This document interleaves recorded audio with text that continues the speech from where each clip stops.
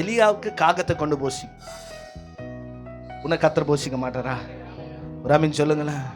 அவர் செய்கிற அதிசயம் கிரகிக்க முடியாத. ஒன்றுமில்லாத சாரிபாத் வீட்டுக்கு தான் ஆண்டவர் என்ன செஞ்சாரு? எலியாவை அனுப்புறார். ஆண்டவர்கிட்ட எலியா கேட்கல, ஆண்டவரே போய் ஒரு விதவை வீட்டுக்கு என்ன அனுப்புறீங்களா அப்படின்னு சொல்லிட்டு அவர் கேட்டாரா? அல்லேலூயா. ஆனாலும் அவருடைய வார்த்தைக்கு கீழ்ப்படுகிறது தான் மகிமை. பாரு, எலியா போறாரு.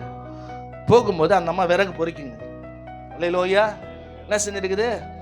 இன்னைக்கு நம்முடைய வாழ்க்கையில கூட அப்படிதான், ஏதோ இருக்கிறத பொறுக்கிட்டு நம்ம வாழ்க்கையை ஓட்டிட்டு இருக்கு. நம்ம விறகு பொறுக்கிட்டு இருக்கு. தேசமே பஞ்சம், ஒன்றுமே இல்லை தேசத்துல. இவர் தான் சொல்லிட்டாரு, 3 வருஷம் தேசத்துக்குனா வராது, மழை வராது, வானத்தை ஆண்டவர் அடைச்சிட்டாரு, தேசத்துல முழுவதும் பஞ்சம்.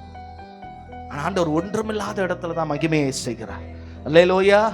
சத்தமாய் சொல்லுங்கள. அந்த வீட்டுக்கு போறாரு. போன உடனே அவ விறகு பொறுக்கி கொண்டு இருக்கும் போது முதல்ல எலியா என்ன சொல்றாரு? கொஞ்சம் குடிக்க தண்ணி கொடுன்றாரு. என்ன கேட்கிறாரு? தண்ணி கொடுன்றாரு. அந்த அம்மா கொஞ்சம் அப்படி உள்ள போறப்போ உடனே என்ன செஞ்சிட்டாரு?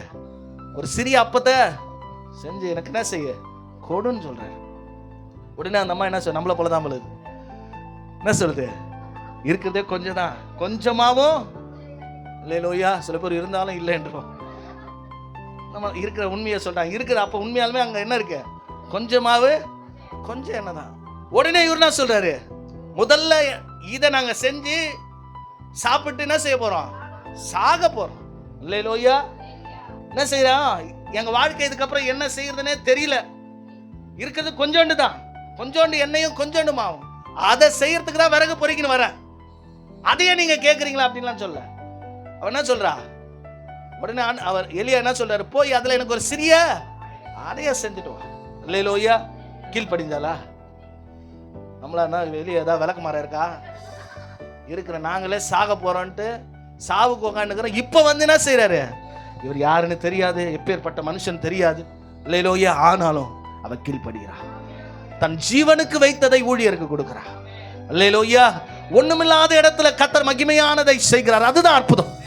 அல்லேலூயா, அல்லேலூயா. அவ கொண்டு வந்து செய்து கொண்டு வந்து கொடுத்தா, வசனம் சொல்லுது, பஞ்சகாலம் முடிகிற வரையிலும் அற்புதம் நடந்துட்டே இருந்தது.